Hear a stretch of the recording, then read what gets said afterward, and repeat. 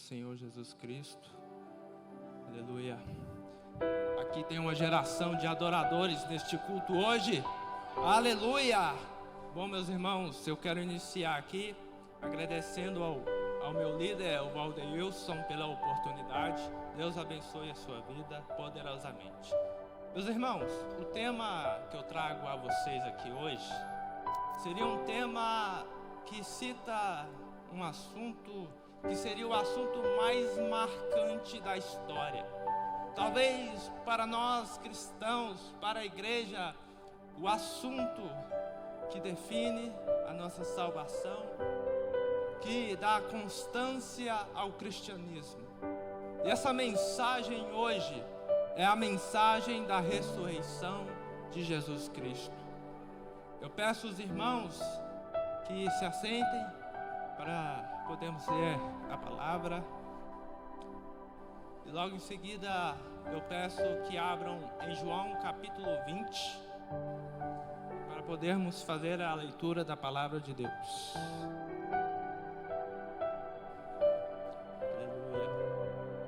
Glória a Deus. Meus irmãos, esse evangelho, ele é diferente do evangelho de Mateus, de Lucas e de Marcos, pela seguinte questão, que os três é tratado como evangelhos sinóticos. Já o de João, ele é separado porque o objetivo dele é diferente dos outros três. Agora, o que diferencia é porque o objetivo dele aqui são dois, essencialmente, que é, primeiramente, defender o evangelho, porque no tempo em que João escreve este evangelho, aquele tempo está havendo muita heresia, os judeus se misturando com os gregos, então há uma mistura ali que forma o gnosticismo. E ali ele escreve este evangelho para combater essas questões, essas heresias. E o objetivo dele aqui é provar que Jesus Cristo é o Filho de Deus. Que a partir do momento em que cremos em Jesus, nós temos a vida eterna. Aleluia. Bom, meus irmãos, nós iremos ler do verso de número 1 ao verso de número 18, mas iremos ler nesse exato momento somente até o 9. Aí após isso iremos explicar e depois do verso 11 ao 18, meditando na palavra de Deus. A palavra do Senhor diz assim: ao amanhecer, o primeiro dia da semana, estando ainda escuro, Maria Madalena foi ao sepulcro e viu que a pedra que fechava a entrada havia sido removida. Então saiu correndo em busca de Simão, Pedro e do outro discípulo a quem Jesus amava, e disse-lhes: eles tiraram o Senhor do sepulcro e não sabemos onde o colocaram. Imediatamente Pedro saiu em direção ao sepulcro, acompanhado pelo outro discípulo. Ambos corriam juntos. Entretanto, o outro discípulo correu mais rápido do que Pedro e chegou primeiro ao sepulcro. Inclinando-se, viu as faixas de linho fino e não entrou. E em seguida chegou Simão Pedro, que vinha logo atrás dele. E Pedro entrou no sepulcro e também viu as faixas de linho, bem como o lenço que estivera em volta da cabeça de Jesus, e que não estava com as faixas de linho, mas dobrado à parte. Então o outro discípulo, que chegou primeiro ao sepulcro, também entrou. Este viu e creu. Contudo, eles ainda não haviam entendido que, de acordo com as Escrituras, era necessário que Jesus Cristo ressuscitasse dos mortos. E assim foram os discípulos outra vez para suas casas. Meus irmãos, eu quero aqui meditar primeiramente no versículo 1, aonde Maria, ela, neste momento em que os discípulos, os seus seguidores estão passando por uma tremenda aflição, tristeza, talvez até decepção. porque acreditavam que Jesus Cristo seria o seu rei, o seu libertador, ali mesmo. Mas eles ainda não haviam entendido totalmente o propósito de Jesus ali. Eles estavam tristes, desolados, com medo, alguns até com dúvidas. Mas Maria, ela vai sair logo cedo, ainda escuro, ela vai até o sepulcro, levando perfumes e especiarias para honrar a Jesus. E dentro disso, nós podemos nos perguntar: será que eu tenho sacrificado o meu tempo, dedicado o meu tempo em honrar a Jesus Cristo? Será que eu tenho dedicado o meu tempo, negado outras coisas deste mundo para buscar a Cristo Jesus, para buscar a sua palavra, para buscar a sua presença maravilhosa? Então, nesse momento em que Maria vai diante do sepulcro, ela chega lá e vê a pedra removida. E aqui, eu acredito que no coração dela se eles já estavam aflitos, houve um desespero. E imediatamente ela correu até os discípulos, Pedro e João, e disse a eles o que havia acontecido. E naquele momento, Pedro e João correram para confirmar o que havia acontecido. E aqui nós podemos ver a seguinte questão: que Maria, que João e Pedro, eles correram para saber o que havia acontecido com Jesus.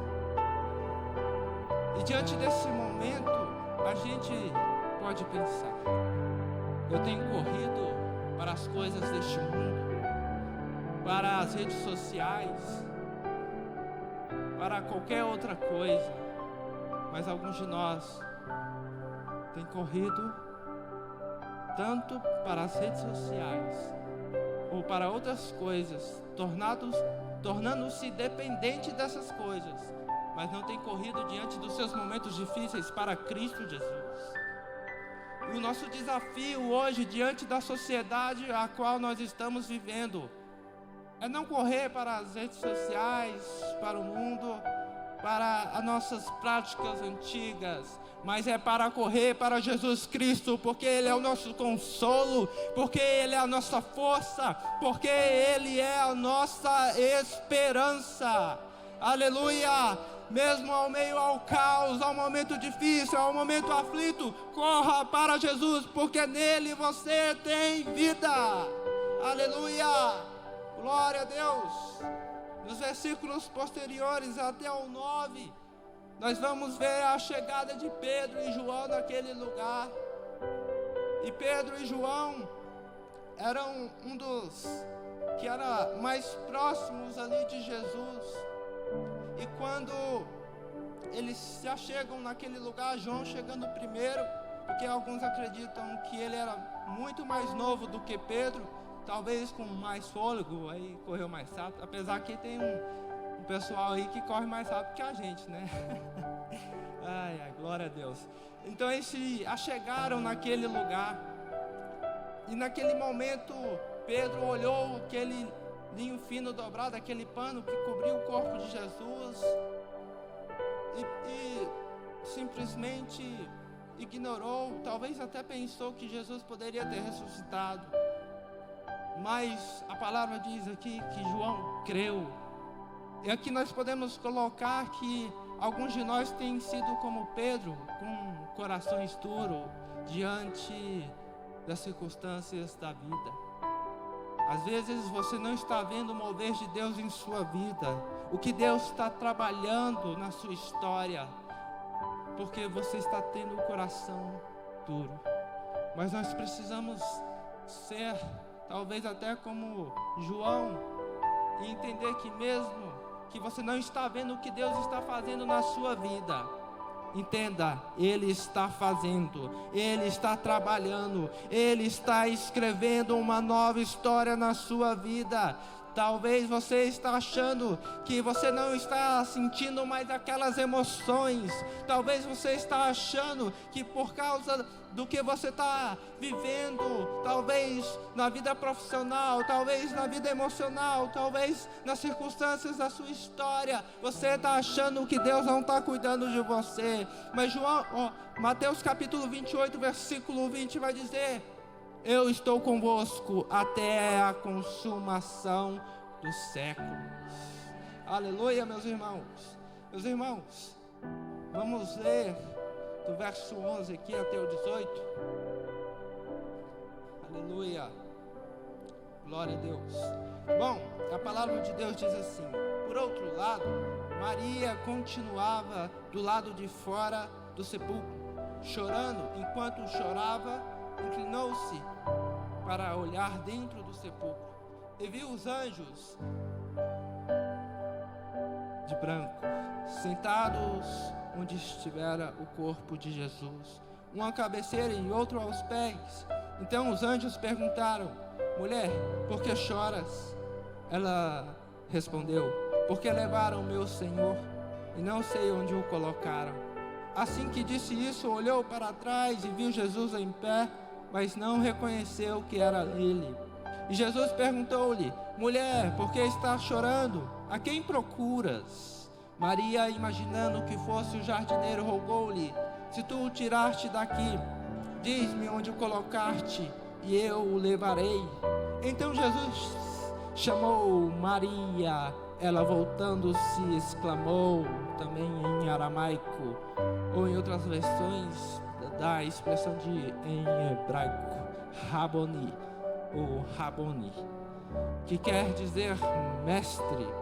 Recomendou-lhe Jesus: não me segures, pois ainda não voltei para o meu Pai, mas vai e encontra os meus irmãos e diz-lhes assim: estou ascendendo ao meu Pai, vosso Pai, meu Deus e vosso Deus. E assim Maria Madalena anunciou aos discípulos: eu vi o Senhor, e contou-lhes tudo o que o Senhor lhe disse. Meus irmãos, aqui nós olhamos para Maria, que talvez representa a nossa humanidade, que tem chorado por causa do seu pecado, que tem chorado por causa talvez da sua pobreza, por causa dos seus momentos, porque talvez em alguns momentos se sente sozinho, porque talvez acha que não tem um propósito de vida, porque não tem um objetivo e acha que simplesmente tudo acabou. Mas diante desse momento, Maria olha para o sepulcro, para dentro do sepulcro, e vê ali dois anjos, um aos pés e outro à cabeceira. E eles perguntam a ela: por que choras? Então ela responde: porque levaram o meu Senhor. Em seguida, naquele mesmo momento, ela olha para trás e vê um homem que era Jesus, só que ela não o reconheceu, pensou que era um jardineiro. Então Jesus pergunta a ela: mulher, por que choras? E ela responde: se tu levaste o meu Senhor, diga-me onde ele está, que eu o buscarei. Meus irmãos, diante desse momento, quando Jesus vem à terra, quando ele se torna homem, é este momento que Maria vira e olha para Jesus e não o reconhece. O mundo o desprezou, ele foi humilhado, mas ele não foi parar naquela cruz por causa do Império Romano. Ele não foi parar naquela cruz por mãos humanas, porque ele se entregou, porque estava escrito nas Escrituras que viria o Cordeiro de Deus que tira o pecado do mundo.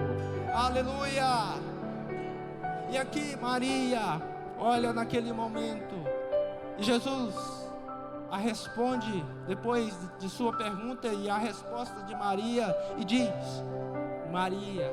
Talvez aqui nós podemos pensar que aqui ele tratou ela como o nome, a expressão que somente ele a chamava. Naquele mesmo momento, ela o reconhece e se ajoelha diante dele. Mas ele diz: não me toques, porque eu irei para o meu Pai, o vosso Pai, meu Deus e vosso Deus. E nesse momento nós vemos que Jesus ressuscitou. Hoje nós podemos dizer que Jesus vive e reina.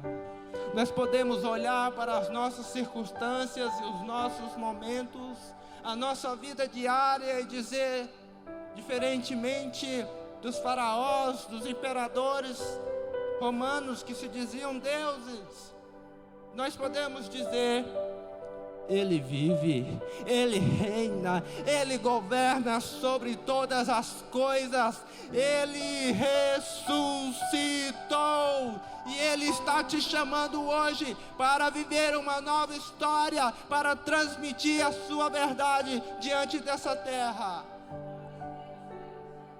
Porque no versículo de número 21, Ele vai dizer o seguinte, quando Ele aparece aos seus discípulos: e Jesus lhes disse mais uma vez: a paz seja convosco. Assim como o Pai me enviou, eu também vos envio. Jesus ressuscitou. Ele foi crucificado, Ele morreu a nossa morte. Ele pagou pelo nosso crime. Mas Ele ressuscitou, nos trazendo vida eterna. Você pode glorificar o nome do Senhor Jesus neste momento. Você pode adorar o nome do Senhor Jesus neste momento, porque Ele está vivo, porque Ele reina, Ele governa, e Ele está cuidando de você, escrevendo a sua história em todos os momentos. Aleluia! Glória a Deus! Coloque-se de pé, vamos orar a Deus neste momento. Nós podemos ter a certeza todos os dias que Ele está vivo e está conosco. Fechemos os nossos olhos e busquemos a sua maravilhosa graça neste momento. Senhor Jesus, nós te agradecemos por podermos estar aqui. Nós te agradecemos por podermos te adorar, por te glorificar, Senhor. Obrigado pela tua obra lá naquela cruz. Obrigado, Senhor Jesus, por nos amar. Alguém que o Senhor trataria como inimigo, mas não tratou. O Senhor nos amou e se entregou naquela cruz por nós, com o teu infinito amor, com a tua verdade. O Senhor se entregou naquela cruz e nos trouxe vida eterna. Nós temos colocado tantas coisas, temos tratado tantas coisas mais importantes do que a sua maravilhosa presença. Oh Jesus, que nós venhamos todos os dias nos entregar mais e mais diante de Ti, nos derramar diante da sua presença, valorizar a adoração ao Teu santo nome, porque o Senhor reina, o Senhor governa e o Senhor nos salvou da escuridão. O Senhor veio sobre uma terra seca e derramou a tua chuva abundante e transbordante. Aleluia, Jesus, nós te agradecemos. Glória a Deus, aleluia.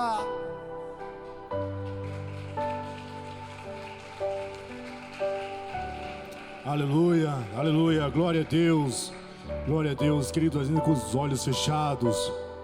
Imagina essa cena. Jesus está lá na cruz, abandonado. Você talvez tenha uma boa relação com o teu pai, e você nunca se separou do teu pai. Você sempre cresceu, você se tornou adulto ao lado dos teus pais. E nunca você pensou em abandoná-los ou perder a comunhão com eles. Agora imagina Jesus, que viveu a eternidade inteira. Antes de tudo, ele já existia com o Pai. Lá na cruz, ele experimentou o abandono, perdeu a comunhão,